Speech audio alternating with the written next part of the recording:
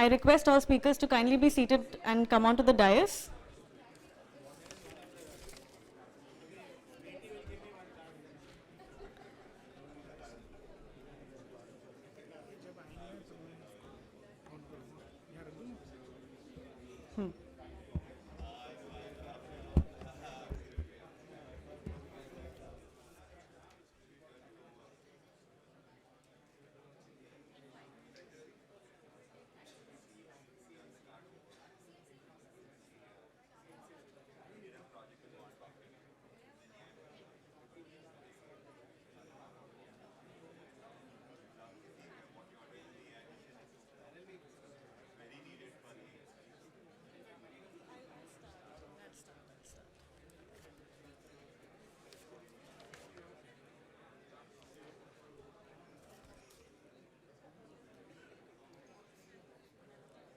I request all speakers to kindly come onto the dais.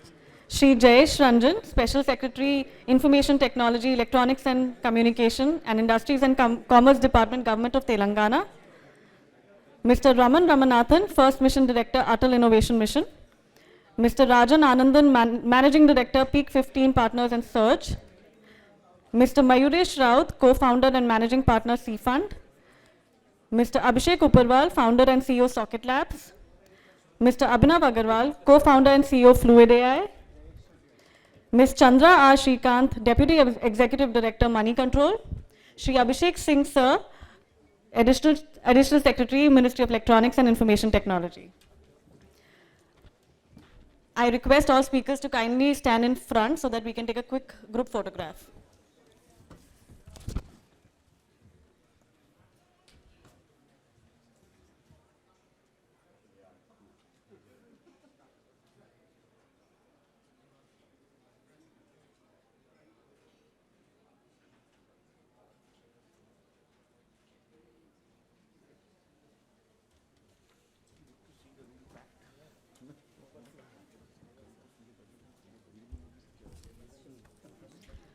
Good afternoon, distinguished guests, esteemed speakers, and valued participants. I am Ananta Sharma, a member of the Global India AI Summit team at the Ministry of Electronics and Information Technology, Government of India. It is my honor to welcome you all to the session From Seed to Scale, Empowering India's AI Startup Ecosystem. The IndiaAI mission, launched with the vision Making in India and Making AI Work for India, aims to build a comprehensive ecosystem that fosters AI innovation through strategic programs and partnerships across the public and private sectors.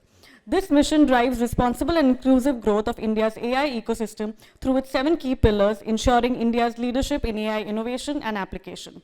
One of the core pillars of the India AI mission is startup financing. Designed to support and accelerate deep tech AI startup, it provides streamlined access to funding, enabling the development of cutting-edge AI projects. This pillar not only offers financial assistance, but also creates an enabling environment that can propel India to the forefront of global AI innovation. Today's session will shed light on the vibrant and rapidly evolving startup ecosystem in India, with a particular emphasis on startup financing. We aim to acknowledge the progress made through existing initiatives, assess the current landscape, and evaluate whether these efforts can sustain a thriving startup ecosystem.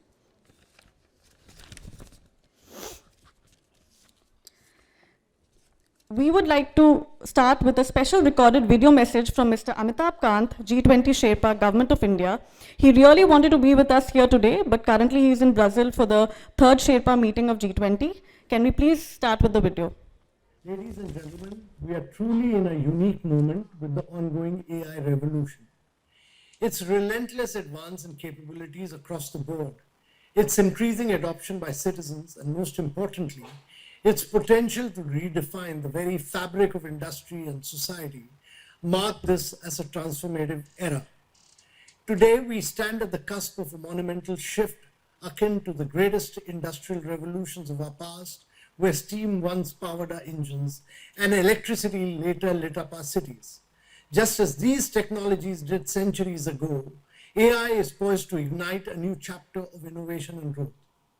I will come back to this analogy, but for now, let me draw your attention to some facts about India's current state of AI. The Government of India has committed a substantial 5-year budget of Rs 10,372 crore for the India AI mission. This visionary initiative is designed to fuel AI innovation through robust public-private partnership.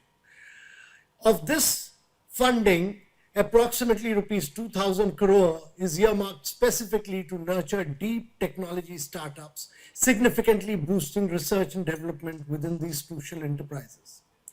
India proudly holds the position of having the second highest number of GitHub AI projects globally, accounting for 19% of worldwide AI projects.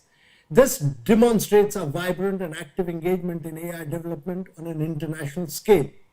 From 2015 to 2023, India has shown remarkable growth in AI skill penetration, leading the world in the expansion of its AI talent pool with an increase of 263% since 2016.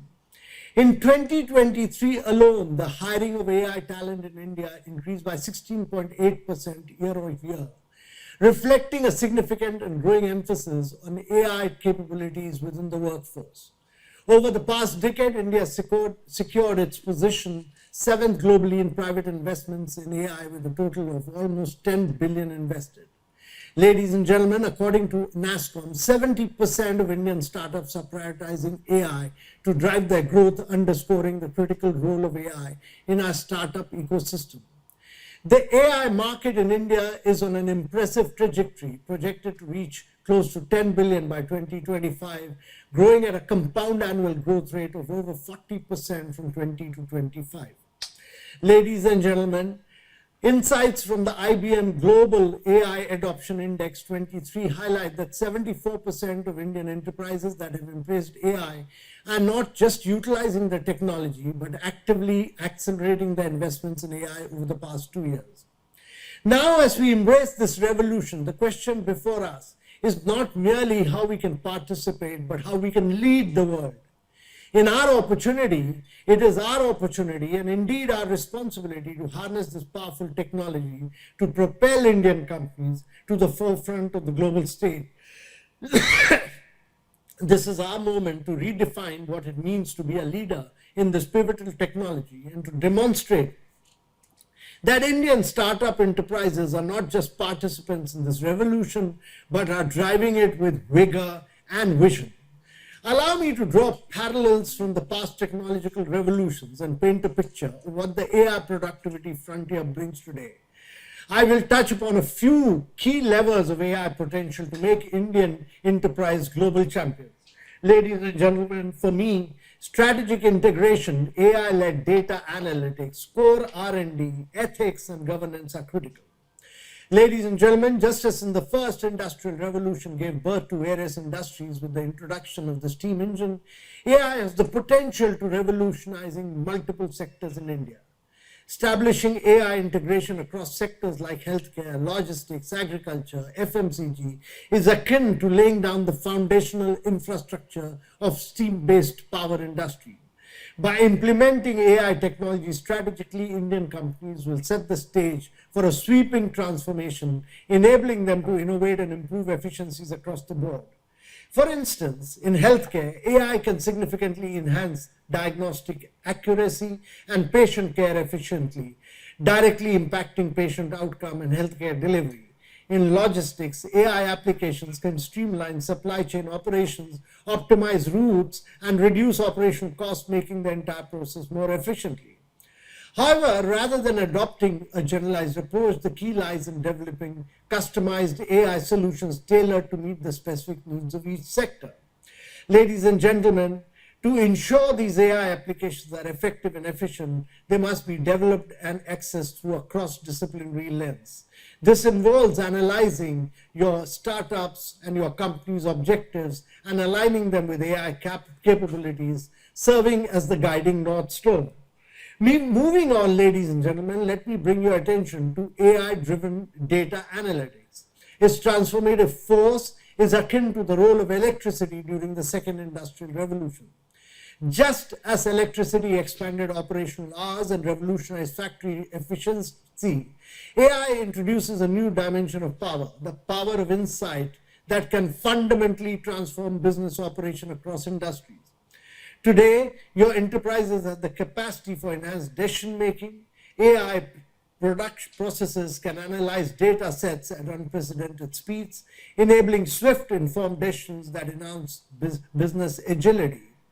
They can provide predictive insights, operational efficiency, personalization at scale, and innovation acceleration. Ladies and gentlemen, to maintain a competitive edge globally, Indian businesses must fully leverage the stack of AI-driven data analytics. This is particularly true for the startup movement of India. This requires us to focus on cutting-edge technologies and talent, cultivating a culture that prioritizes data-driven decision-making and continually adopting your inherent internal processes to advancement in AI. Ladies and gentlemen, I would also now reflect on the transformative impact of the research and development around the microchip during the third industrial revolution, which marked the dawn of the digital age by dramatically enhancing the processing capabilities via computers and other electronic devices.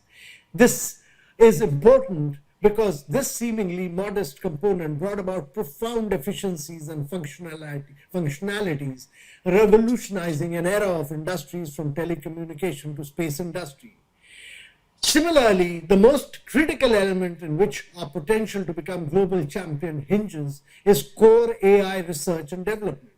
India must aspire beyond merely serving as an application layer for global needs.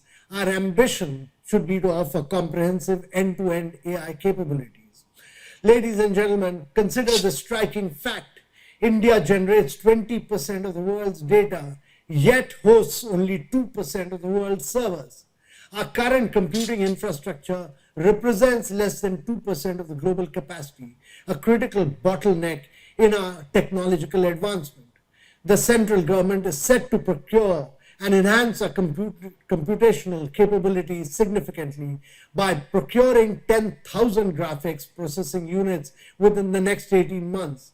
This strategic investment will dramatically boost our processing power, aligning our resources with our data generation capabilities. Ladies and gentlemen, as you would have seen, OpenAI and Google unveiled updates to their large language models. In our case, it's important that the deep penetration of AI into our daily lives sets a new standard of interactivity, compelling industry players to evolve or risk losing relevance in a world that prioritizes personalization and user engagement. Startups like Anthropic and Mistral, along with tech giants like Google and Meta, have narrowed OpenAI's sans Google early lead. These advancements are not just enhancements.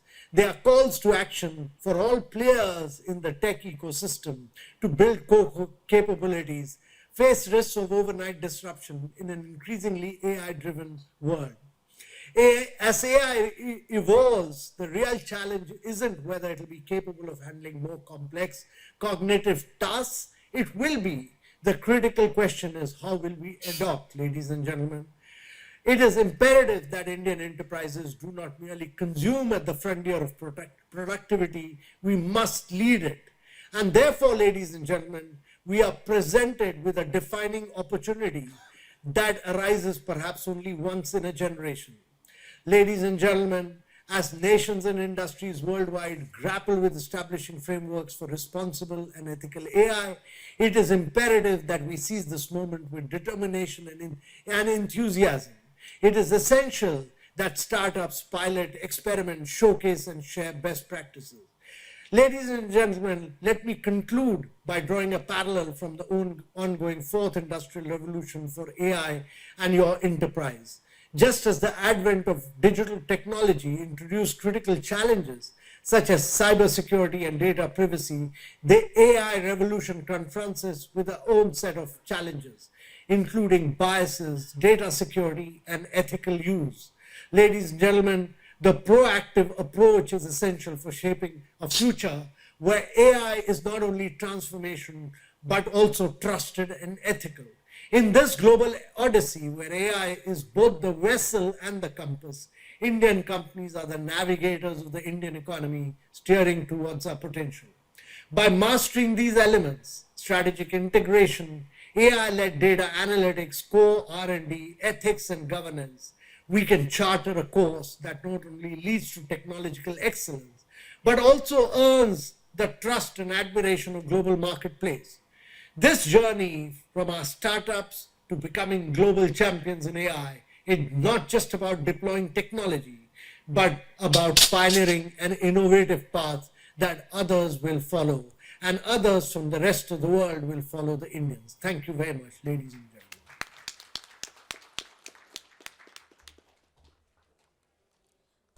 Thank you, sir, for your insightful remarks. Now, I would like to hand over the session to our esteemed moderator, Ms. Chandra R. Srikanth, Deputy Executive Director at Money Control, who will guide us through the panel discussion. Ma'am, the floor is all yours. Thank you so much for that. It's not working.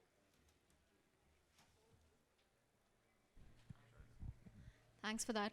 I'm glad we didn't need an AI to do that. Thank you, everyone. And, on day 2 of an event, to see the hall packed, so many people standing at the back, puts a lot of pressure on the panel and especially on the moderator, but we'll try to keep it lively. We will be taking a lot of audience questions because I sort of don't want to hog the discussion, and it's a very good mix of policy makers at the central level, state level, VCs carrying large checkbooks. So if you're a founder in the room, heads up, there's Rajan and Mayuresh, and 2 very exciting founders who are building 2 AI startups. We are going to learn more about that as well. And interestingly, one is the foundational layer and one is the application layer. So they've got the mix totally bang on for this session. But thank you all very much. And Abhishek Singh, sir, I'm going to start with you. A lot of things stood out from what Mr. Amitabh Kant said in terms of India's own vision with respect to India AI. He also spoke about the outlay we have, 10,000 crore over 5 years. So, and of that, I think 2,000 crore is, towards funding deep tech. So tell me about the compute as well, because I think we reported last week that you will be floating an RFP for compute very soon, something that everybody is looking forward to. And when can deep tech startups really hope to, get a piece of that 2,000 crore? What's happening? What's the government's plan when it comes to nurturing the AI ecosystem in India? And if you can also give us an overview of what your sense is in terms of where India is today in the global AI race. Yeah, thank you, Chandra. And as you rightly said, the interest in this session and the esteemed panelists who are there and the audience which is there shows that there's a lot of expectation with regard to what India can do for AI. And Amitabh Kant sir rightfully explained that. Your specific question with regard to the investment, what we have spent, what the government has approved, 10,000 crores can be looked at into both ways. At times it may look at a large sum of money, but when you look at the amount of money countries globally are investing in AI, it's not much. Thinks it's large. Yeah, but the more important fact is that it shows the intent of the government with regard to the way we want our AI ecosystem, deep tech ecosystem to go. The government's intent is that whatever are the bottlenecks, especially with regard to compute, with regard to data sets, with regard to skilling, those are the bottlenecks that the government intends to fulfill. And there will a lot of investments will come from the investors and the VCs and all, and that will add to the pool of funds that will be available for the AI startups. With regard to compute, where we are, yes, we have almost 5,000 crores earmarked for providing more than 10,000 GPUs that is required. Because what is felt is that if Indian startups, people who are building AI applications or researchers who are training AI models or doing inferencing or coming up with AI applications or solutions for solving problems in healthcare, agriculture, education or social sectors, if they need compute, they should get access to compute at a subsidized cost for whatever nature that they want. So, as you rightly mentioned, we are in the process of floating the tenders for procuring of compute, but it is not that we will buy chipsets and we will build up a public owned, public run infrastructure.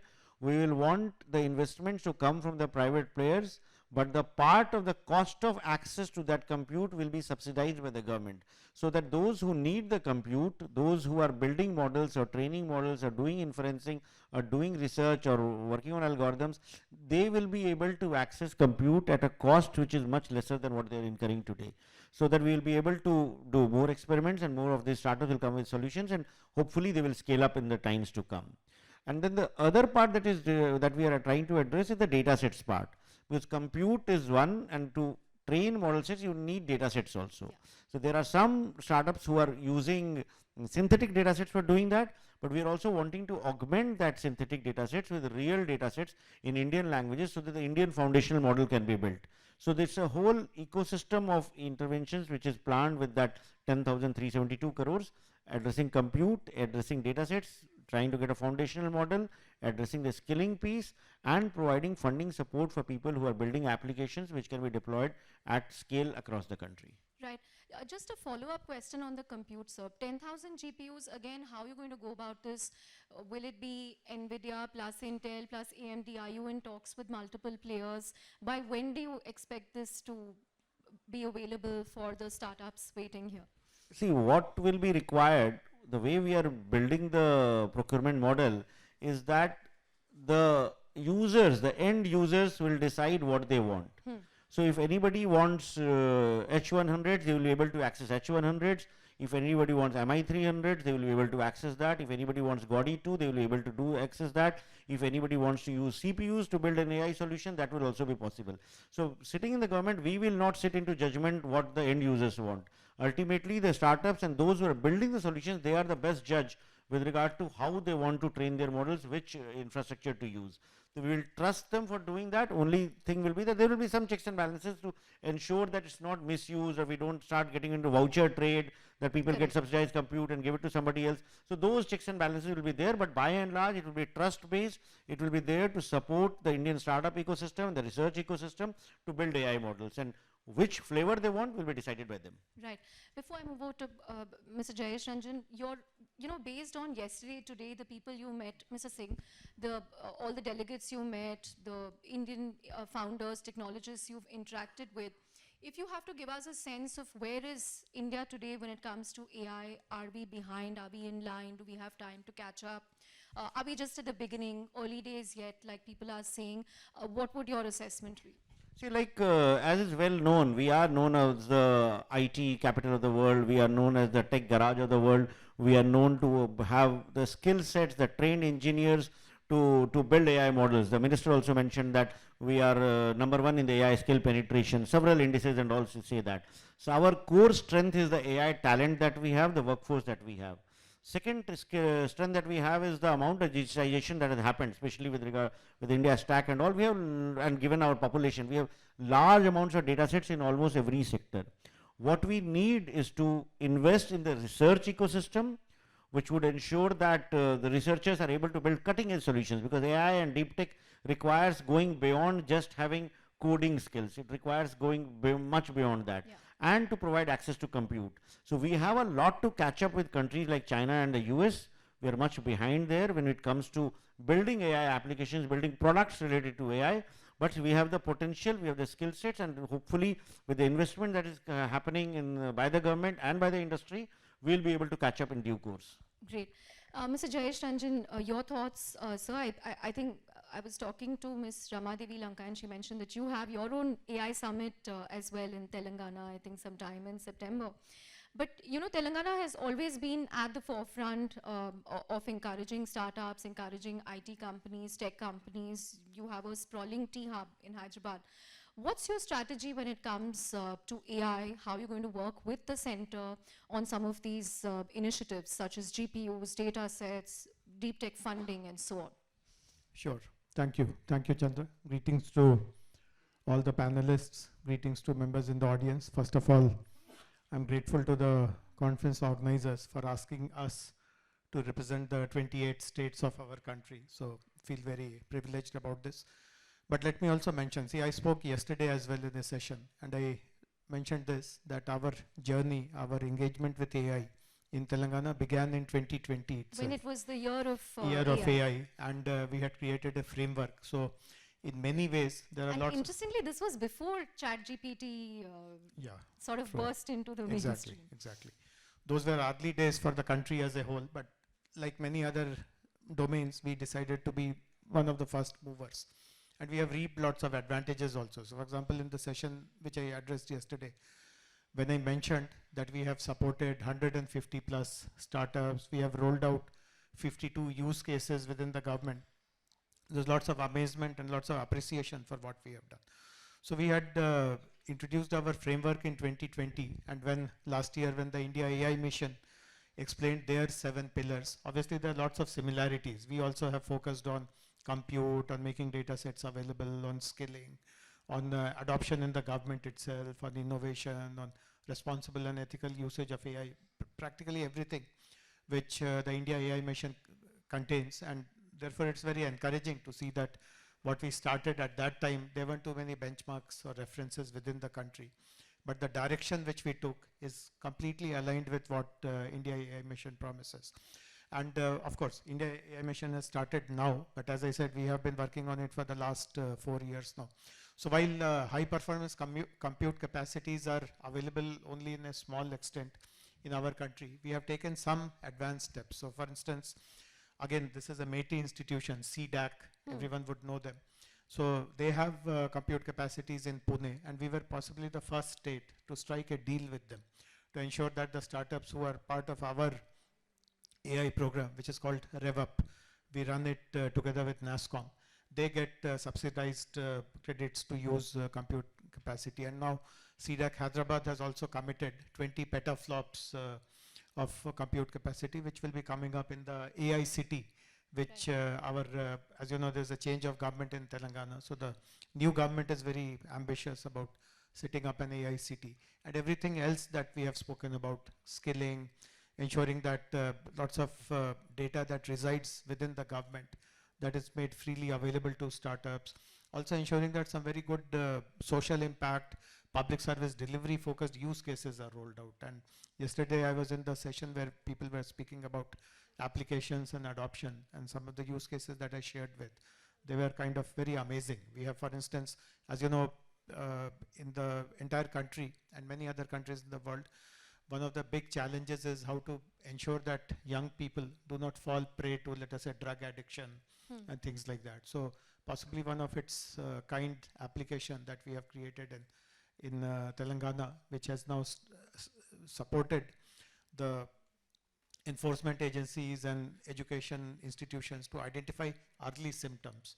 And even at a pre-early stage, when you are in a peer group where anything can happen, and to detect through a very simple screening mechanism, provide interventions at the right time. And we have started it a few months ago.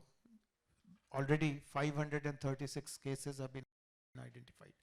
And at this stage, whatever counseling and medical support is possible, that is being given. So imagine the impact of this tool, that 536 lives are getting saved. And of course, 536 is just till today. I mean, these numbers will go on. Many such other very interesting use cases that we have rolled out. So I see very great opportunity with the help of the India AI mission, with some of the progressive states like ours, to really fulfill the ambitions which Mr. Kant, Mr. Abhishek spoke about. Are you able to attract AI startups to Hyderabad? Yes. So as I told you, there's 150 startups who have been supported. We have a program with NASSCOM called RevUp. Now, I know that you live in Bangalore. Your normal mindset is attuned towards Bangalore, but the reality is that people are fleeing Bangalore because they see various other advantages. They see various other advantages in Hyderabad. Of course, the infrastructure advantage is very strong, but certain other things. So for instance, our innovation and startup policy has a feature that if you are a homegrown startup. This is becoming like a Karnataka versus. No. But sir, I always see more you. than Bangalore, you should watch out for Vijayawada and Amravati. Huh? Of course. So one quick point. I don't want to hog all the time. But one very quick point. See, there are lots of young innovators, entrepreneurs in the room as well. Telangana government has a very interesting startup policy.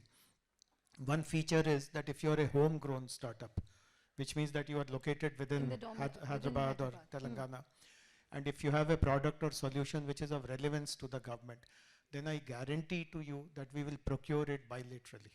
We will give you the first work order without any procurement process. There'll be no bids, there'll be no tenders, no RFP. I hope founders are listening to this.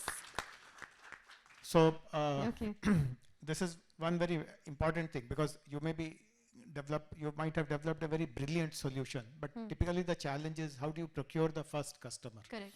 And we help in that problem by guaranteeing that I will be the first customer. No bids, no procurement, just bilaterally we'll fix the commercials. That's a and you'll great run it. incentive. And of course, we help you with data, with POCs, with adoption, skills, so many other things.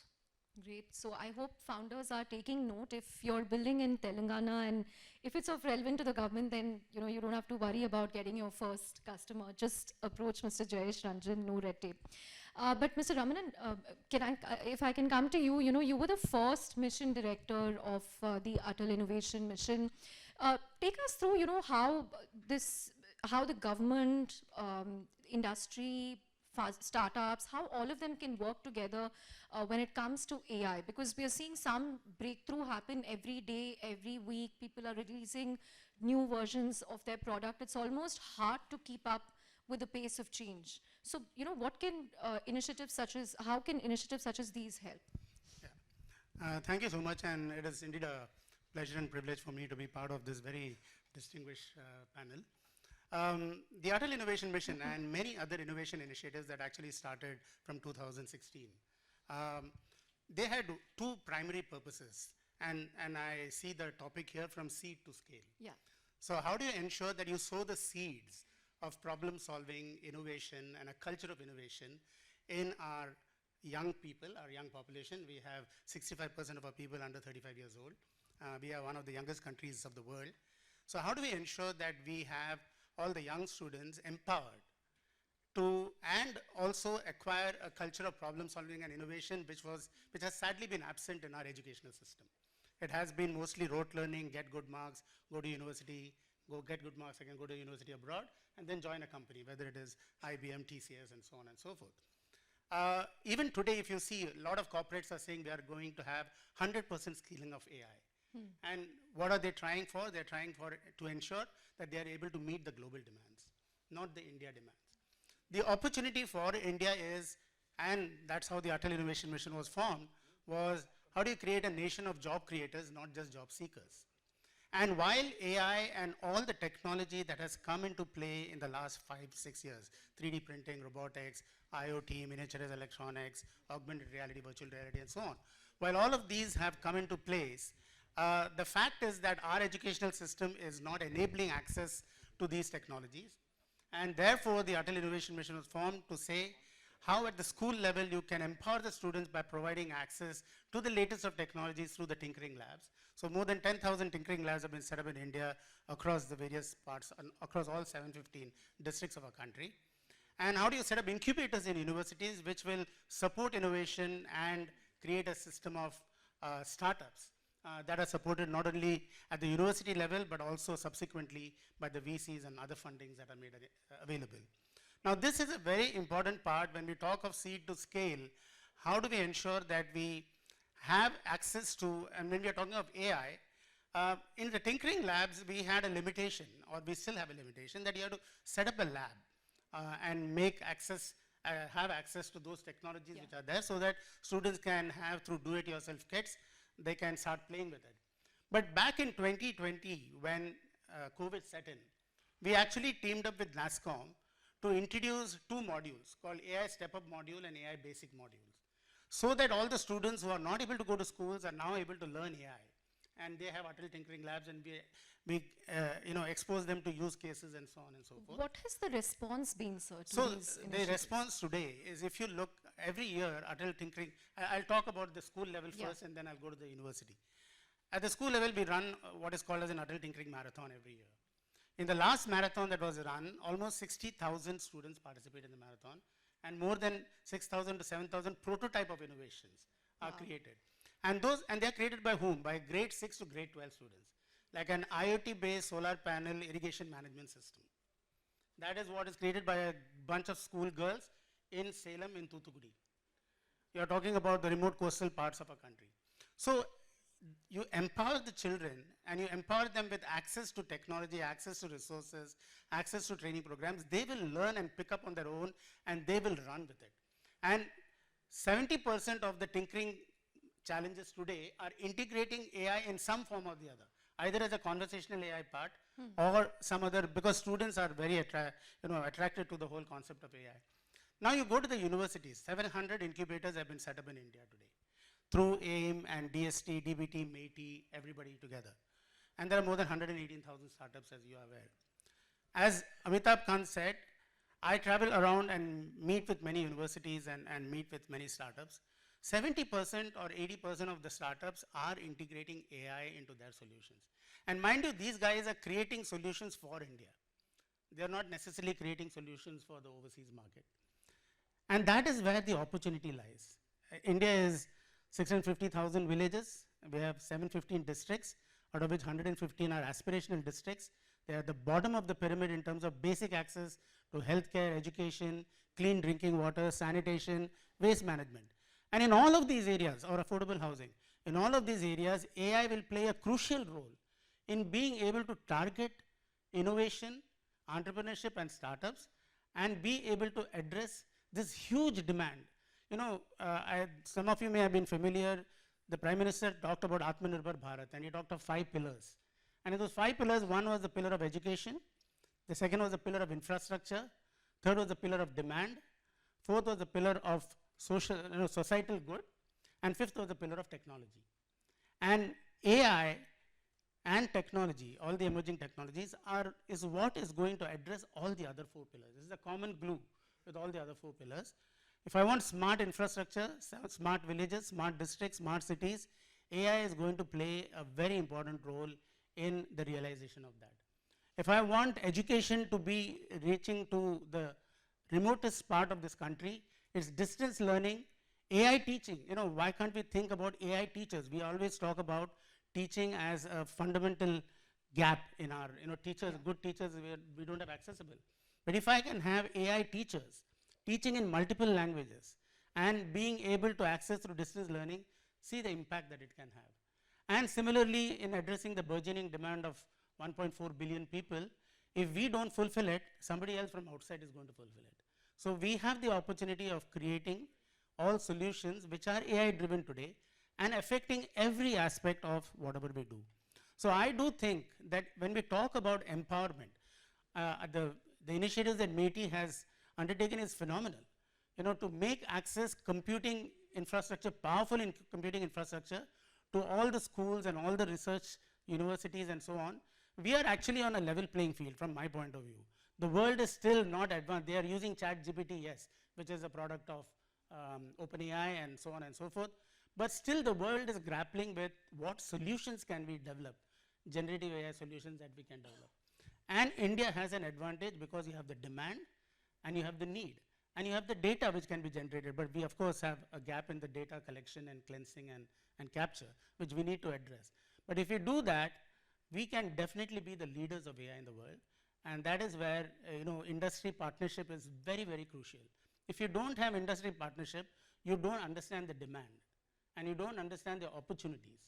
And if the startups, all the startups who have succeeded in India has been because they have been able to realize the market demand and the industry demand, and they have been able to address that. Great insights, and you captured it so well, right from the seed level, at the school level, the role that's being played. And as you said, we are actually working on use case. I think Nandan Nilekani said that India will be the use case capital of the world, and this is one step towards that. But from seed to scale, which is where the venture capital money comes in. Rajan, there is a sense that investors or VCs in India don't really invest in very risky bets, so they don't give the kind of capital that we are seeing in the US that's pouring into AI. I know Peak 15, I think you've invested in Sarvam and InVideo, which is again an AI play. But do you agree with that criticism? Particularly in the last year, post the funding winter, we've seen investors in India, become quite cautious. They're investing in some apparel brand, ice cream brand, clothing brand, very safe areas which will not go wrong. Where do you think the gap is as far as the VC ecosystem in India is concerned? Because the government is giving 2,300 odd crores for deep tech startups, but what are you guys doing? Yeah, good question. So I think the first thing to keep in mind is, the startup opportunity in India is very different to the US. Okay, the US today, if you go to the Bay Area, it's only about one thing, which is AI. Yeah. India is about AI squared. It's all about India and AI. Now, why do I say that? Because, you know, India today is being built, okay? And as India gets built, we need more brands, we need more hospitals, we need more retailers, we need more schools, we need more financial institutions, we need more banks, we need more lenders, we need more insurance companies. And by the way, we need a lot of core technology, we need more semiconductors, we need to recycle, we need more EVs, right? And what you're seeing in India today, and that's the first part of the AI, it's all about India. It's a very different ecosystem, right? It's much more broad-based, it's much more vibrant, it's much more diverse. So I think we need to keep that in mind, because the reality is, you know, I don't know whether you know this, the last big new consumer brand in the US that was successful as a startup was Lululemon, and they were Canadian. Okay? There was a company called Away. They made these cool bags. It trades at 100 million. Mokobara, which is an Indian company, Yeah. actually is going to be bigger than Away in about a year. Your Okay. portfolio also. No, is but key. my point is, look, I think it's important to keep that in mind, because you shouldn't sort of look at some of these things that investors are investing in here and say, well, that's not cool, because as long as you're building things that are very useful for consumers and they're willing to pay for it and you're meeting a real gap, that's a very useful thing. So that's the first thing to keep in mind. I only said that because, you know, like, we think there should be many more brands, there should be many more retailers, many more hospitals, many more financial services companies, right? Now let's get to AI, which is what this is about. So first of all, we just within Peak 15 have over 25 AI investments that we've made over the last year, year and a half, okay? And as you know, there's a lot of capital in India. There's over $10 billion of just venture capital dry powder. Dry powder is capital that is raised that hasn't been That's invested. not And if you look at uninvested. venture and PE, private equity, it's over $20 billion. India doesn't have a paucity of capital, right? And today what is happening is that capital is being invested in the best founders who are building the most interesting companies. So in AI, what you're seeing is we are beginning to see a very, very interesting wave of AI application companies, right? So these are companies that are leveraging AI to build useful applications. You know, Ramanan just talked about it, right? Those are consumer applications, they're prosumer applications. InVideo is a prosumer company. There are vertical applications in healthcare, in retail, in financial services, in agriculture. And there are also what I call enterprise AI applications for customer support and so on and so forth. So that wave has started. And if there's one thing that our entrepreneurs are very good at, is applications. We are extraordinary at applying technology to solve real problems. So that is happening. The next layer then is what I call AI tooling and data infrastructure. You know, recently we had one of our companies called Atlan. They're in the data governance space. You know, they're just booming. It's driven by the AI wave. They just closed a $100 million round, right? And there's beginning to see a bunch of companies, you know, whether it's, you know, for instance, we have a company called Infosys, right? So they're a serverless GPU platform, right? How do you make costs lower? How do you train models faster? So that layer is beginning to happen. I think what a lot of people sort of talk about, and we have a startup on this panel who will talk about this, is sort of at the core research at the foundational level, right? So that's where, you know, and the discussion always goes back to that. But I think what everybody forgets is there's actually many, many parts of this layer, right? I think that is where you have a company like Sarvam. We have another company called GAN.ai that's actually embarking on, in fact, we were just meeting with Mr. Abhishek Singh before this. They're gonna do something really revolutionary, right? I think we'll hear from one of the panelists here on what they're up to. I think that is where we're you know, we have the fewest number of companies, right? And then you ask the question, okay, at that layer, what do you need? You need more AI researchers. Right, that's what Mr. Abhishek Singh talked about. And we just need more AI researchers. Where are they going to come from?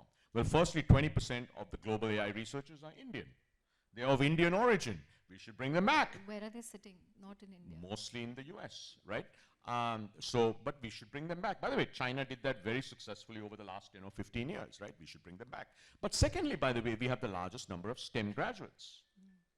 So actually, we have the raw talent, right? We just need to make sure we invest in them over a period of time. And what I can say is, we always tend to get a bit very fussed. Something new happens, and we're like, India is behind.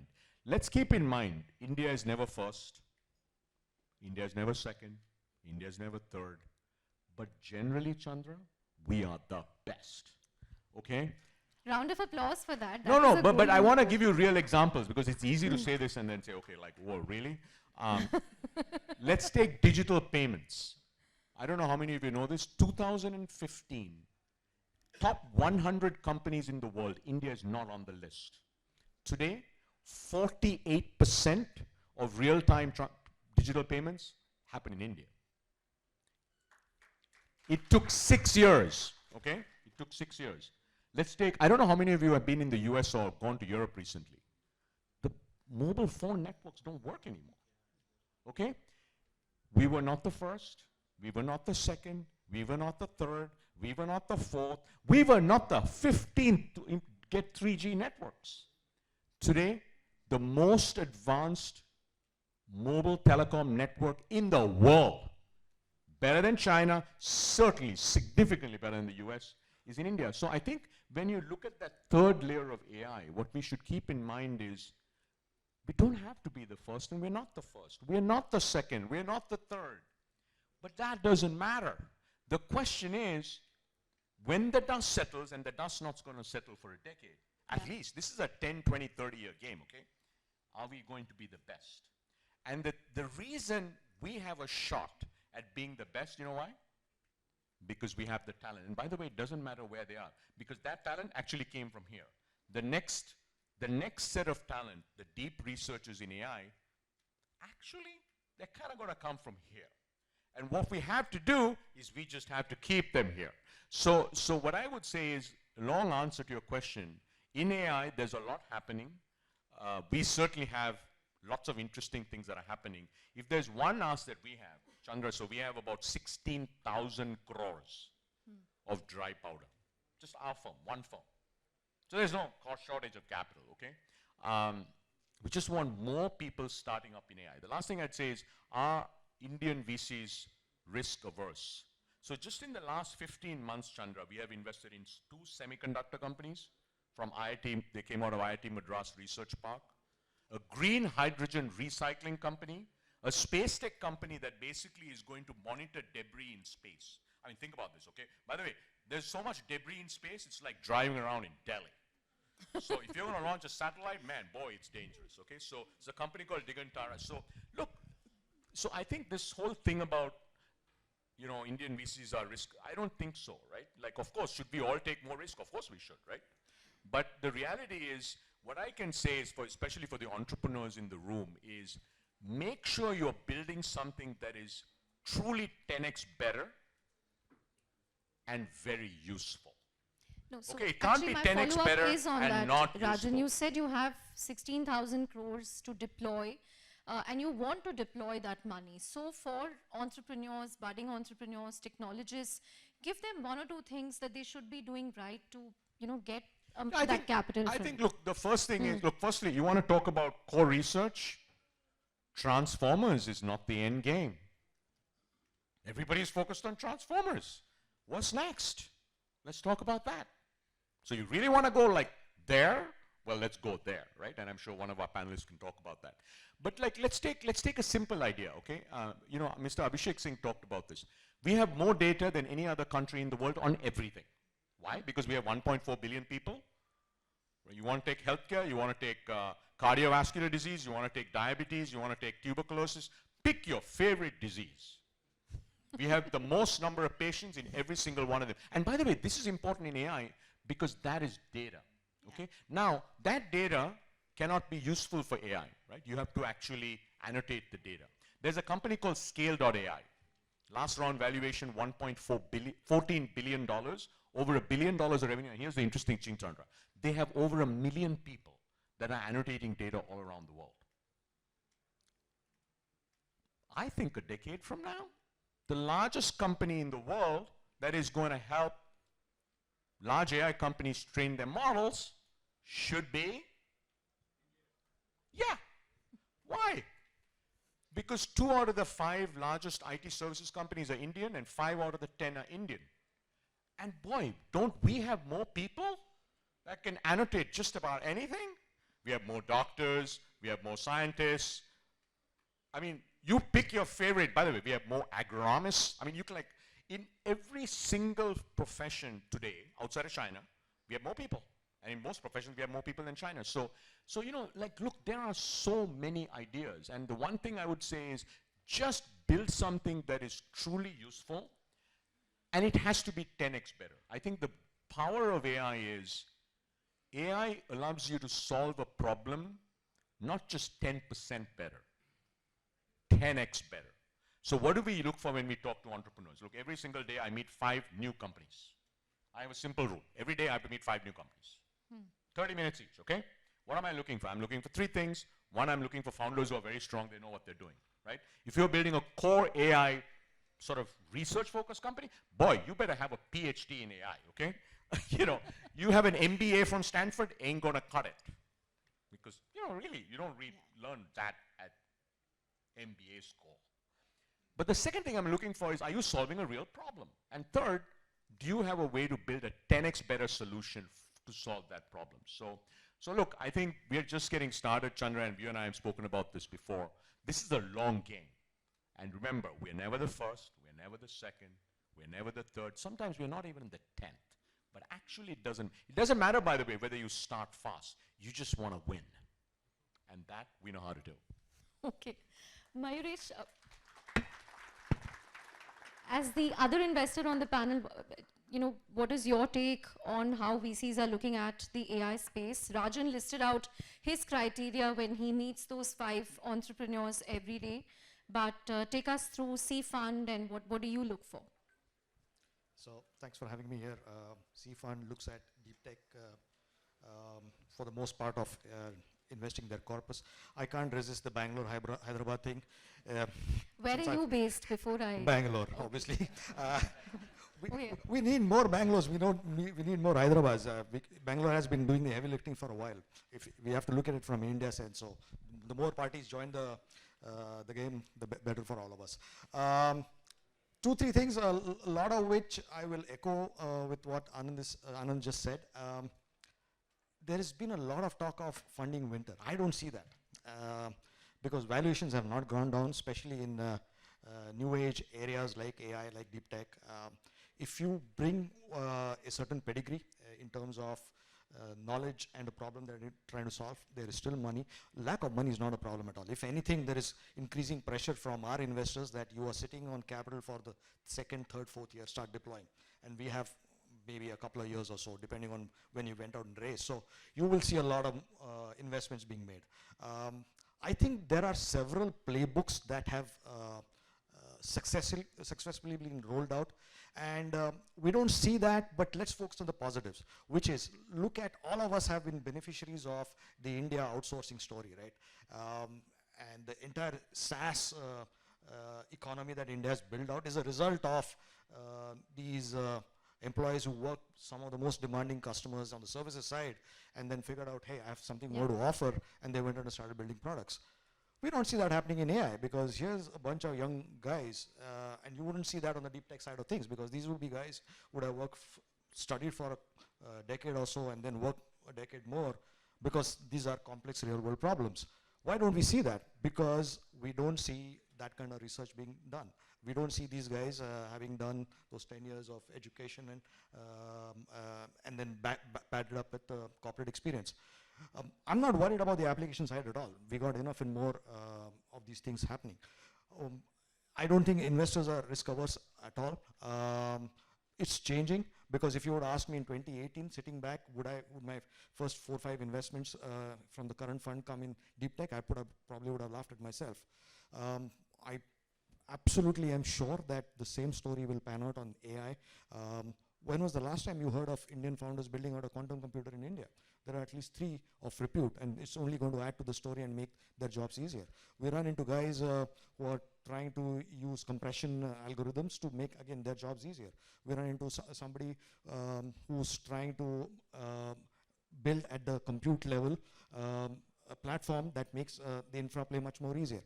Now, the common story for all of these is these guys want to go and flip to the US. Why? Because India is still at the at the foundational level, at core technologies, and we don't have the pricing power. But look at what's happening on the first lot of companies which went public, and the current lot which are flipping back to India, because it's the Indian markets which are going to give them those multiples, which the US market may or may not, but you have to understand what stage of its economic cycle the Indian economy is. Our growth is ahead of us. There's a whole lot of things that are being done by folks at the policy level, at the government level. I think the easy jobs have been done, which is through resource. The intent, Mr. Singh used the word intent, that was lacking for a long time. I think that is very clear across the spectrum. But the easy job is throw money and resources. The hard jobs is get those people scaled, get those guys equipped to leverage these technologies. So short answer, we'll look at all of these areas. The 3-4 examples that I gave you, those are few and far between. The application part of it is a lot of which we see. But I think all of us in this room, the one thing we should walk away is, and I have a different point of view, that we don't have a lot of, the window of opportunity is not that great. All such evolutionary technologies have had their areas. I mean, AI has been, people have been doing it since the 1960s, right? And woe befall on you if you were doing AI or you were an AI founder till before 2015, before the famous Jeffrey Hinton paper, right? But I think that window of opportunity is decreasing. It's not going to be as long as it has been before. And India has got a lot of tailwind, what's happening at the geopolitical level, what's happening at the policy and the regulatory level, and these young whiz kids. So, I mean, this is something that we have, and we have to grab it with both hands. Right, grab it with both hands, which brings me to the two founders. Abhishek Upperwal is building a socket which essentially builds LLMs for 22 Indian languages, and you also do research on ethical AI. So, Abhishek, take us through, the difference between building LLMs for 22 languages and just translating the English responses of LLMs into 22 languages. Why is one approach, more efficient than the other? And what's your experience been like building an LLM out of India? Sarvam is one more example. We've also had Kritrim. I think we also have interesting initiatives by IIT Bombay, Hanuman and Bharat GPT. But in terms of the ecosystem support that you get here, how different is it from the Valley? Because in Valley, I think, there was an entire generation of AI researchers who began with DeepMind, and then they went on to the other AI startups. So they have that vintage there, but what's it like been for you? Right, so coming to the first question of, thanks for having me here, and coming to the first question of why do we need to build an Indic LLM, and what's the primary difference? The primary difference resides, there are a lot of aspects to it, but in a very simple term, we're essentially paying language tax to OpenAI when you are ultimately utilizing or doing some sort of chat with ChatGPT in Hindi, Bangla, Gujarati, any language. Language tax. Yes. So what that essentially means is that when these models were built, there was an inherent biasness within these models, and that was not by design, to be very frank. OpenAI is an amazing company for sure, but the algorithm is like that. So for example, the algorithm that is being utilized to train these models at the tokenization layer, it's a frequency-based algorithm, and because we have a large amount of data primarily in English on the internet, the algorithm or the system becomes biased towards English. So what's happening at the core is that whenever we are tokenizing or converting these sentences, hi, how are you, into mathematical form, for English the compression is highest, but for Indic languages the compression is very, very bad. And because of that, essentially the compute requirement that has to go into generating any sort of response from these models go up, and because of that, obviously the cost will go up. So just an example, with GPT-4, I'm not talking about GPT-4o, you were paying 3 times to interact with the model for Hindi as compared to for English, and the cost can go as high as 13 times for low resource languages, say like Assamese or Kashmiri, even if there is certain support in the model for OpenAI, for example. The second aspect, so this is the cost aspect and the efficiency aspect. The second aspect is obviously the context for us Indians. You would have seen that when you are interacting with these systems in any of the Indian languages, they don't understand our context that well. You try to poke the model, do some sort of prompt engineering, even then the model is sometimes biased, will not give you that proper response, because these models or the creators never gave emphasis into creating the data set which is more context aware when it comes to the global south, not just for India, the entire global south. And that induces these biasness within the model. So, so if we have to, say for example, be more efficient, be more context aware, we definitely have to go and build our own sovereign AI. So sovereignty again is another aspect. I won't be touching it because other discussions have already happened over it. The second question, how are we building and how are we and going? you know, if I can ask you, Mr. Abhishek Singh spoke about the RFP for compute, the 10,000 GPUs. So how are you solving for these constraints when it comes, because training an LLM can be very costly? Exactly. So training can be very costly. Like our estimate is that for a 7 billion perimeter model, we would require essentially close to 2 million USD on the compute side of things. And this is not a one-shot learning that you essentially do when you are doing it from scratch. These are iterations. So sometimes couple of checkpoints fail, you have to backtrack and then start doing the training bit again. So on the government part, I would actually say that there has been tremendous support when it comes to the government for supporting startups like us. We are also one of the beneficiary of the CDAC access, CDAC cluster that is available in Pune. But the problem is that the compute availability at CDAC and the affordability is not that great, to be very frank. Like these systems are still expensive. Unless you are super funded, you won't be able to access these systems. So that is one aspect. I will also touch upon what can be done for the future, because there's something, and I'm glad, I'm super happy that people are talking about research aspect when it comes to building foundation models, because that is ultimately very, very important. Until unless we don't break that particular barrier, we will mostly be executing and building on top of whatever has been done. Say for example, OpenAI is building, or some Western country is building some model, we will ultimately be building on top of it. But if we have to be at the frontier, we have to essentially invest in research and break that particular barrier. Just to a particular example of how we are dealing with it, how transformers work, it's a very inefficient algorithm, and Ranjan Sen has actually pointed that out as well. And future of GenAI most probably won't be in the transformer architecture. How our brain works is also fundamentally very different. How our brain works is that we have a linguistic engine which is separate from our knowledge engine. So if tomorrow I learn French, I'll be able to very easily translate my knowledge and we'll be able to converse with my friend in French using all the facts that I have already learned. These systems never do it. For a new language, I essentially have to show almost all the data set which we have shown to the model in English, for example, and then only model will be able to learn. But there are techniques like transfer learning. And then there are architectural nuances and innovation and research where you break the architecture into different aspects. One architectural component can just work around the linguistic part and the other can just work around the knowledge part. So it would be like an adapter. You keep on adding new languages to the model and the model would just retain the knowledge, and you can even separately train the model to actually enhance the knowledge capability of the model. So that is why I see the GenAI research going forward. There are other things as well, but these are some of the core aspects which will push further. And I believe that no other country will actually look at it, because multilinguality is our problem. It's not the problem of the US. US is primarily English. We have 22 scheduled languages and we have more than 2,000 dialects in India. So it's the problem that we essentially have to solve and not the US.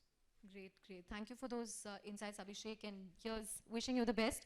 On CDAC, I think you'll have to talk to Mr. Singh separately after the session to sort that out. But from the foundational layer, let me come to Abhinav, who works on Fluid.ai. You know, Abhinav, the one thing that we keep hearing about startups that are working on the enterprise side is that they find it hard to roll out GenAI use cases because of high compute and cloud costs. So how are you dealing with that?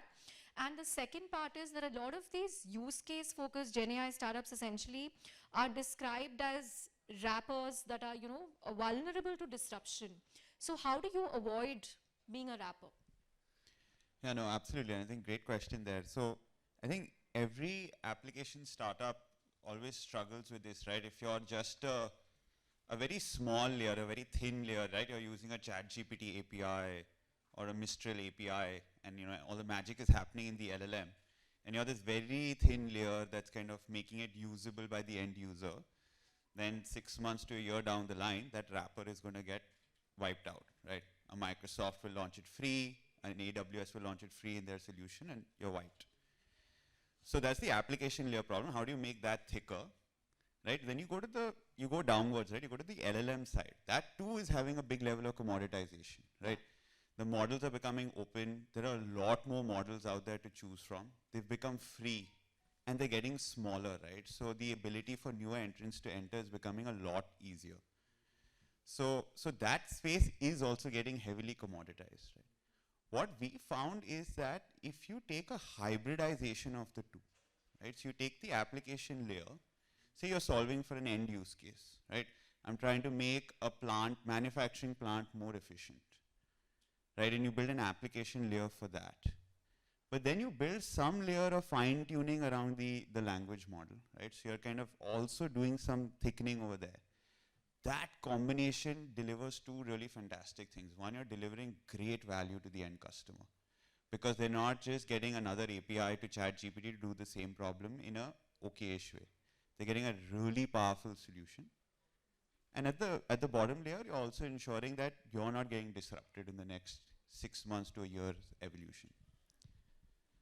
Now, when it comes to the Indian model challenge, like the localization for India use cases, right? So we do use cases abroad and we do use cases in India. What we found, at least so far, the place where we are struggling with the Indic models is that 1 year down the line or 2 years down the line, most of these models or approaches are becoming agentic.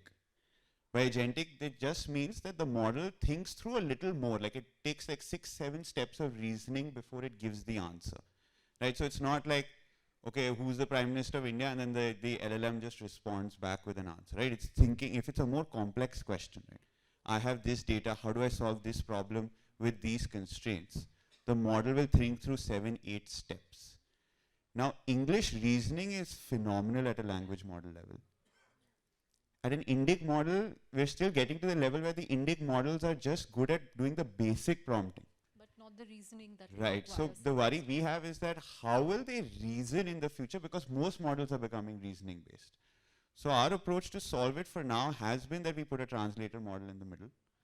Let the question come in whatever language. The translator model will send it back to English. Then it reasons all its steps. It calls whatever 50 systems, it looks up a knowledge base, it does whatever. Does those 50 things, translates the answer back. We found that so far has been more effective.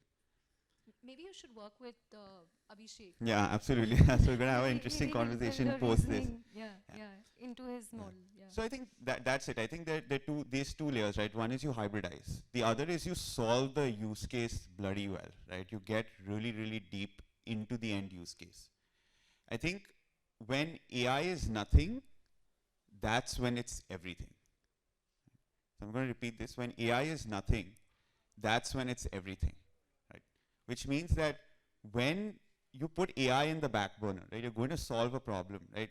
You're making a plant more efficient, you're automating a customer support center, you're improving a bank's internal operations for SOPs and information, you're having them access data a little better through their databases, right?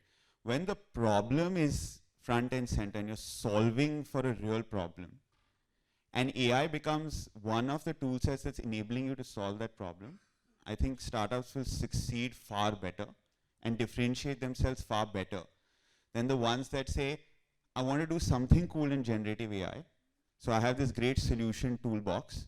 Now let me go and search for interesting problems to solve. So I think that's another way we found that it's far better to solve and kind of beat the market. So those are the two kind of layers that we found have been more effective. Great. I'll just take one question with Rajan before I throw it open to the audience. Rajan, Vinod Khosla recently said that AI compute costs will crash in the future and startups shouldn't be limiting their innovation based on the current high cost of compute. How do you look at the way this is going? I think this one is on. Yeah, look, I mean, in tech, all costs come down. So that, this is absolutely right. But the reality is, look, I mean, entrepreneurs are building companies today, right? So entrepreneurs they have to spend money. So the money is spent today, not the money is not spent 3 years from now. So I think what what the AI India mission, Mr. Abhishek talked about this, is super critical, right? Like we have to really make sure that we have I think an interesting goal might be, Mr. Singh, like we have 1,000x more, maybe 100x more. Let's say we have a few hundred really good AI startups today. Like, can we have 100x more startups? And the compute capacity that you're going to subsidize, enables that. I mean, this is a real issue, right? Like, because if you raise let's say you raise a $3 million seed round, which is a large seed round, right? Not in AI, but in general, it's a seed round, and you have to spend 2.8 million of that on compute, which is sort of the scenario today, So basically, you have to live on vadas, like vada, and 1 meal a day and vadas. That's all, So this is very critical. Great. On that note, I want to open it up to questions. I already see a lot of hands going up. Okay, can we get a mic, please? Please introduce yourselves briefly and, just ask the question and also who you want, who it's directed to. Yes, sir, we'll come. Yes, please. Hello everyone, I am Aditya from Joe Stocks.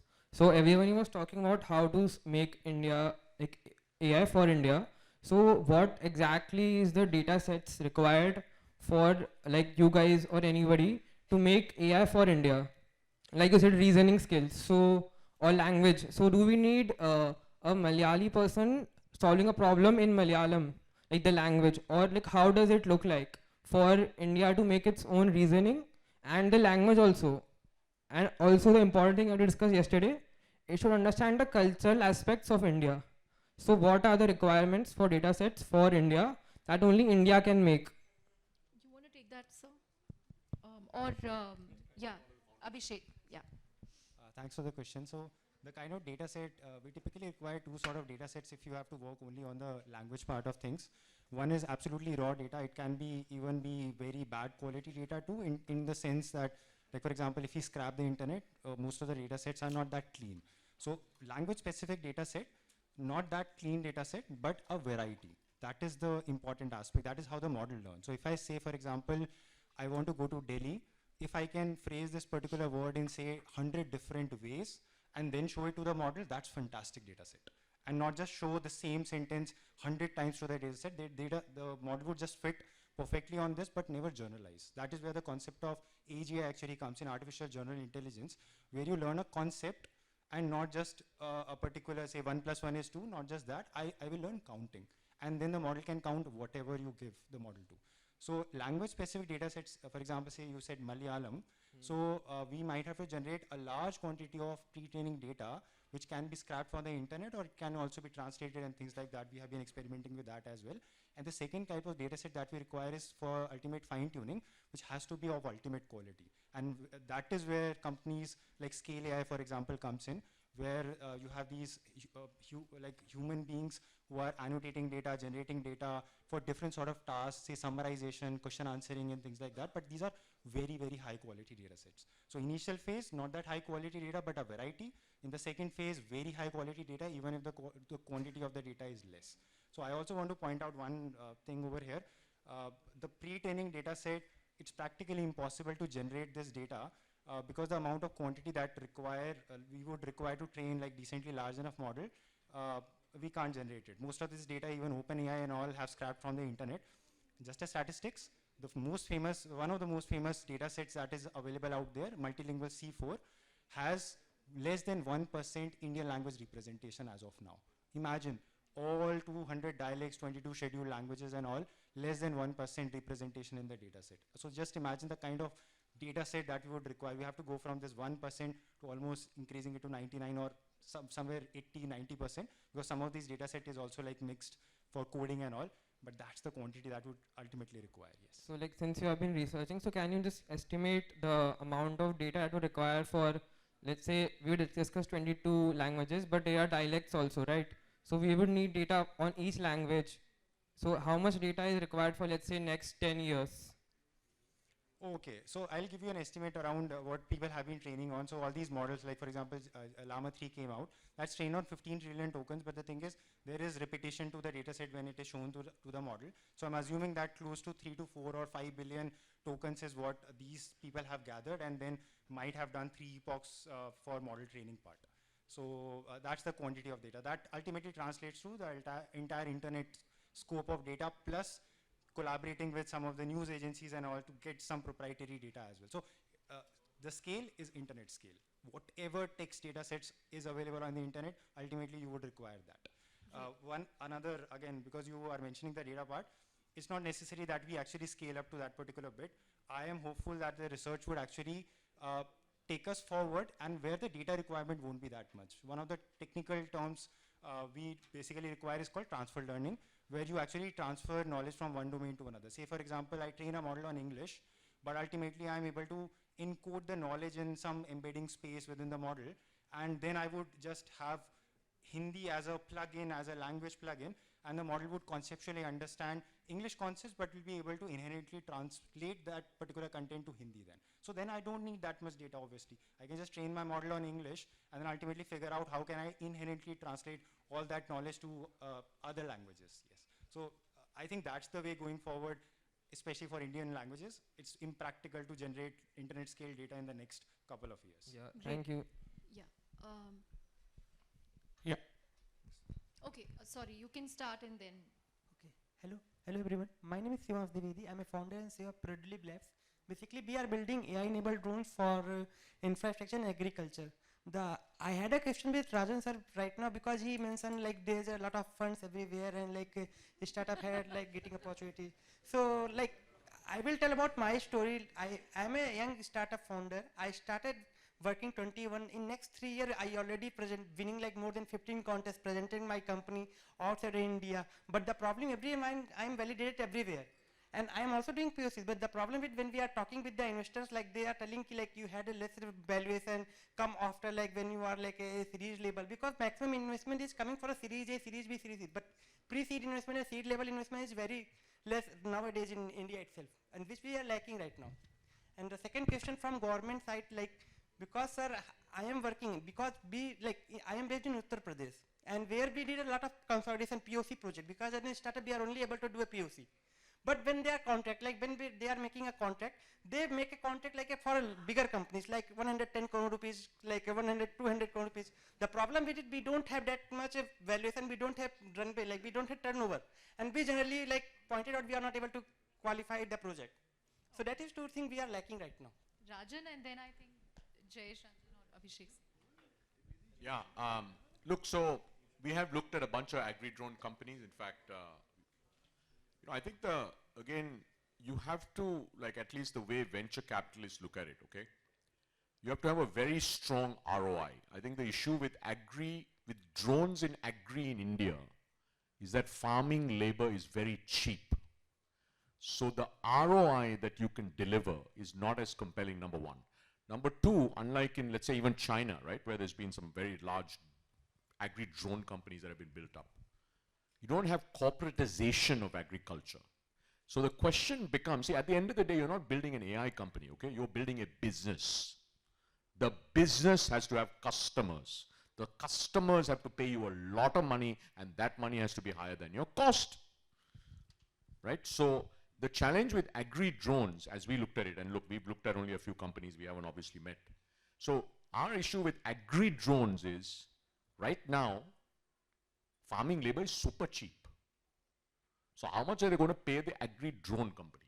So that's, just so that you know, that's the issue. So you have a category problem. So what you'll have to do is, unfortunately, you're in this sort of the situation where you'll have to show that somebody's going to pay you a lot of money. And that money is going to actually deliver an ROI versus the alternative. See, China, by the way, agri-labor has gotten quite expensive now. That's why agri-drones have taken off. In the US, it's super expensive, right? So you have to think about the business economics of that. But like, I think one way to solve it is get some large government contracts. It sounds like you should go to Jayesh, you know? I can't help someone based in Uttar Pradesh. But you know, he has T-Hub. Yes. I think tomorrow morning you should get on a plane, To move Hyderabad. your whole team, got a strategy. And more importantly, I would like to say that if you are a startup entrepreneur, then follow the advice that Rajan gave. Don't think of being dependent on a few government contracts, because even if it happens, because some subsidy or something, you will not be able to sustain it for a very long time, because subsidies don't last forever. Second, I will say is that you mentioned about the limitations that you have with the tendering contracts, the turnover and all. If you are a DPIIT empaneled startup, then the government procurement norms exempt startups from turnover criteria and prior experience criteria. So there you have an opportunity. Even if you don't have 110 crore turnover, you still can bid for projects. And third, I will suggest is that get a copy of the Telangana procurement norms, how they do one-on-one contracting with startups, share it with the UP government, and we will also do that, taking it and sharing it with all the states, so that the more and more states become startup friendly. And you will ensure that our competitive advantage is lost. No, but seriously, you should just move Telangana. You know, it's very interesting. By the way, I'm not pitching for Telangana. I'm just like building on this. No, you know, it's very interesting. There's a reason that a lot of high-tech startups move to the Bay Area. It's just easier to get going, right? Like, so, especially for you, if let's say government contracts is going to be how you will build your business, because farmers are not going to, I mean, like, maybe they'll pay you, but like every other ag tech company that we funded, man, it's very hard to get paid by farmers for anything. So I think it's a great idea. Definitely, sir. I will follow. I already get a response from sir yesterday. Actually, start looking at flight options, I think, Delhi, Hyderabad. I just want, I mean, I've come across this problem at multiple places. I think when startups create a startup like yours, you should see the global market. You should not just see the Indian market. And maybe your solution right now is more, when he talks about the ROI, and if he says that in the US and in China you are able to get multiple ROIs, so that's a market you should be, you know, also looking at. So I think that's very important. Many of them restrict themselves to a particular market, and if your solution is mature enough and good enough, you will find investment. Actually, sir, problem is this, like lack of fund is one of the reason, because we are not that much fund to put on research. We have to sustain. And on that sustainability part, we have to do a project continuously. On that basis, we are lacking how much money, because we don't have external fund support. Certain support might be funded us, as through that basis we are scaling, but it will take time. But thank you so much, sir, for your suggestion. Thank you for your question. Someone at the back who started, Yeah, this is Sunny from Pradigo Global Research. So my question is basically on the foundational LLMs, that basically all the foundational LLMs that we want to build models are actually like Microsoft and all the big companies are controlling that. I just wanted to know from the community that if in case there is some changes to these foundational LLM policies and all, I have built a model for 2 years, built on that foundational LLM, suddenly there is some problem or some change in the policy. My whole model will go for a toss. My whole startup, which has worked on these models for 2 years, it will suddenly collapse. So what we can do to safeguard the startups who are working on these foundational LLMs, which are not India based? So how we can do to make IndiaAI much stronger based on these, working on these foundational LLMs? Second, my question is looking at the funding, you're talking about the funding winter.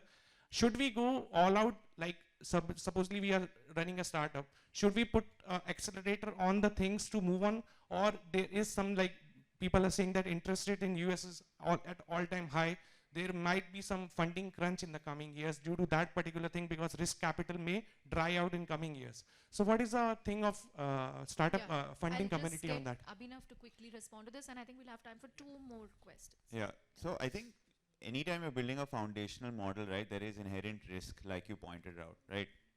The industry goes in a completely different direction. Suddenly what you built is not valuable anymore, right? So you've gone from hero to zero, like overnight. One announcement by someone saying, okay, now we're not doing text-based models, multimodality-based models, right, which support voice, like what GPT-4o showed. That's the new way. And everyone's like, oh, now let's start from scratch. So I think there are 2 ways to tackle that problem, right? One is try and build great tech that you can showcase, right? Don't start, if you don't have a lot of funding raised already, then I think trying and building a foundational model is tough.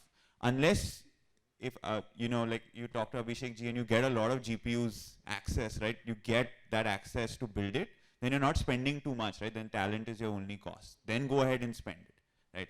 So I think back yourself on the resources that you have first, to then decide, should I build foundational or not? If you can't right now, build, because if you can build, if you have the capability inherently to build a foundational model, that means you have great tech capability in-house, right? Use it to maybe build one layer higher, fine-tuned versions of something. Showcase that tech to the world, raise a lot of capital on the back of, wow, these guys, great talent. So if we give them the GPUs and we give them the money, they can build something really phenomenal or pivot along the way as needed. And then go and build that really large model. Hello, thank you for the opportunity. Thank you, Chandra. I'm Tarun Vijay from Dehradun. I work for the tribals of the Himalayan region for the last 24 years. And the second segment we work is for the children with special abilities.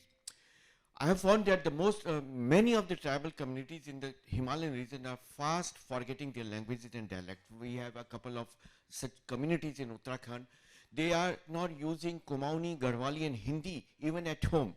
Can we revive their languages? And we want to have a startup in Dehradun in our institute also. Maybe Abhishek can also help us out, or Rajan can guide us. We tried to have an Atal Tinkering Lab in our school, which we started 24 years, but we are told that they have stopped giving Atal Tinkering anymore, and we have to wait for another couple of years. So we would like to know if we can be helped through AI. Secondly, the children we are working with are especially with special learning disabilities, dyslexic and autistics. Can we give new confidence and the new hope for a better life that can make them confident and live on their own? Because the parents always feel that, oh God, give me one more day than my child, because I would like to see that he is okay, she's okay. So in these two fields, can there be some solution that you all guys have spoken so well, and you have given me so much of confidence that I am seeing 1857, I am seeing 1947, but I am fortunate I am seeing 2024 emergence of a new revolution in India. Thank you so much for your all confidence. Yeah. Thank you, sir. Thank you, sir. Very important questions. The first one on languages. Thank you for highlighting this. We have a project called Bhashini, which is ensuring building tools, speech to speech, speech to text, text to teach, and text to text, and also enabling websites, enabling portals, building and releasing APIs for startups to use for all Indian languages. So I will need to check with my colleague Amitabh Nag. I will put in touch, ask him to get in touch with you with regard to whether the Kumaoni, Garhwali and other languages are already covered, or at what stage they will be covered. I'm speaking about the tribal languages. Exactly. Vanished. So Revive it. The vanishing of one Indian language is a great loss to the spectrum of culture of the country.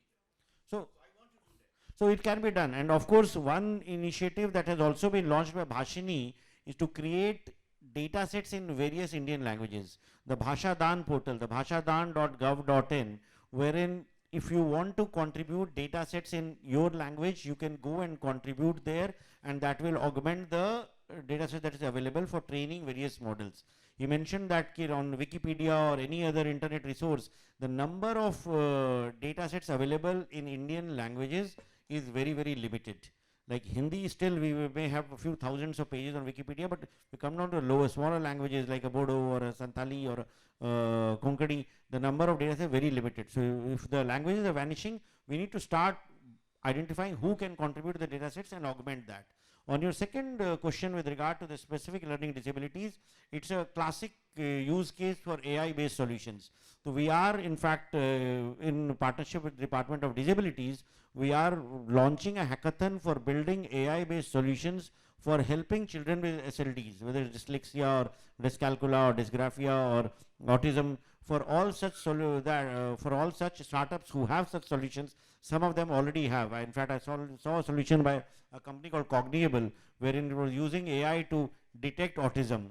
So similarly, several startups are working on that, and the hackathon that we'll be launching for identifying applications that can be scaled up, specific learning disabilities will be a very, very important part of that, and would look forward to learning from you, collaborating with you, so that these solutions can ultimately move on from being pilots or POCs to actually being scaled up and deployed across the country.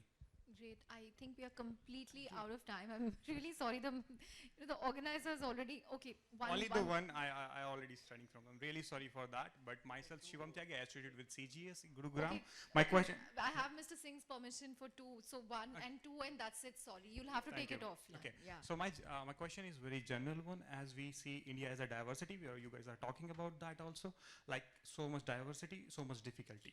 Can we take it as an advantage? Because if we are able to succeed with these 22 plus languages, we have a very wide market open at see, international level. I think that's an observation more than a question. I think Rajan and others on the panel did highlight the power of languages, but anything that you would like to add? Can we take Then the it will be diversity? completely open market for us, and we have the ability to do things. Yeah, and so more than 500 languages and 200 plus countries will be our market where we can play nicely and importantly. I'll take your that comments, please. very Yeah. quickly. So you are absolutely right. The thing is, the variety that we have in India because of the languages, if we are able to build a multilingual technology based on Gen AI, that can be ported to outside India as well.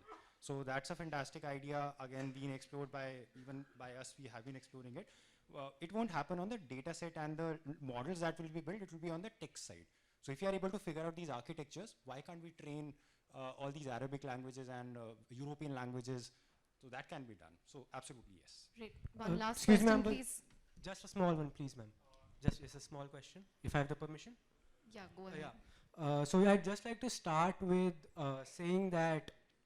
Just the question, Yeah. please. Yeah. So my question is, how can startups be made towards encouraging DPIs or the digital public infrastructures with the help of government? And how could it be helpful in that regard, I would ask? Mrs. Singh? Yeah. One thing that you should access is that there is a portal called apisetu.gov.in, wherein the APIs of most of the DPIs, which are common building blocks that are required for building many solutions, can be used. For example, the DigiLocker APIs, which is used by KIC for most of the fintech companies, and they have cut down the KYC cost by using those APIs. So those APIs you should use. Similarly, there are other APIs that more than 2,000 APIs are available there. So depending on what solution you are making, depending on which sector you are working in, whether it's healthcare, agriculture or something, you can go and search for the relevant APIs, use it for leveraging the DPI infrastructure in that. And in case the DPI, the APIs that you are looking for not available, you can make a request for that also. That is one way for doing that. Okay, final question. Yes. Thank you everyone for having such a insightful and thought-provoking points. Mr. Rajan, you mentioned 3 crucial points regarding AI researchers and research in India, which are producing, keeping, question, and please. bringing AI research back in India. So my question, to cut it short down, is that how we as India are aiming to tackle this problem of keeping the AI minds and to bloom the AI research in India in the next 5 years? See, the only way we can retain is by ensuring that whatever they are getting elsewhere is made available here. And if you talk to most of the AI minds who are migrating to Stanford or MIT or any other Ivy League university, is because the ecosystem that they get there, the network of faculty, the network of industry, the partnership that with the industry that we make. So if we kind of strengthen that partnership, that network, so that our industry, our academia and the researchers work hand in hand, then it will happen. As Rajan told me a little while ago, that we need to build up a Stanford in India. So can IIT Bombay become the Stanford of India? And can IIT Bombay or IIT Delhi or IIT Madras start working with industry and startups in building the solutions? And the second most important thing will be to look at programs like what China does, the 1,000 Talents program, in which they pay money for people to come back. Why do people go? Because they get those, we read every year around this time that 1 crore package given by Google or Microsoft. So all our minds are being taken away by they pay money to them. If we start paying them money, people will be here. So both things will work, building the ecosystem and ensuring that we pay the right remuneration for the right minds. And just to add, I think just looking outside of, I feel that not just the engineering talent, right? I'm a CA myself, so the reason I was a self-taught coder, I realized there's tech capability when I won the TechCrunch Disrupt Hackathon in New York. Went on to make it to the cover of Forbes. I work in the core tech of the company. I feel there's so much talent in India, not just restricted to the tech side, that can actually contribute to the deep tech mission of India. And if we can just get them access to great tech, great GPUs, build great tech out of India, I think the talent will automatically start to flow back. Great. On that note, thank you very much for being such a wonderful audience, and thank you also to the panel for taking the questions very patiently. Thank you very much, all of you. Thank you.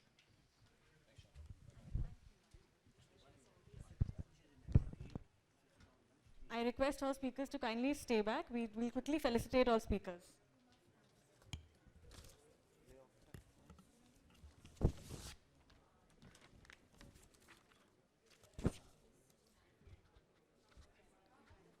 Mr. Jayesh Ranjan, Special Chief Secretary, Information Technology, Electronics and Communication, Government of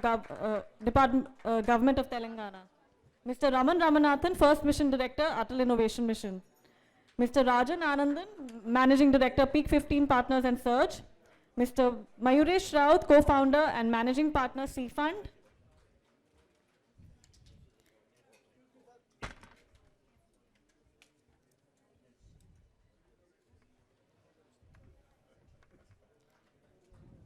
Mr. Abhishek Upperwal, Founder and CEO, Socket Labs.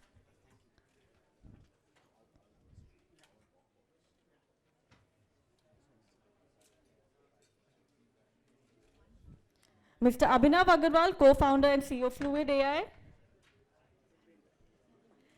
Ms. Chandra R. Srikanth, Deputy Executive Director, Money Control. I would also like to request Ms. Chandra R. Srikanth to kindly felicitate Abhishek Singh, sir.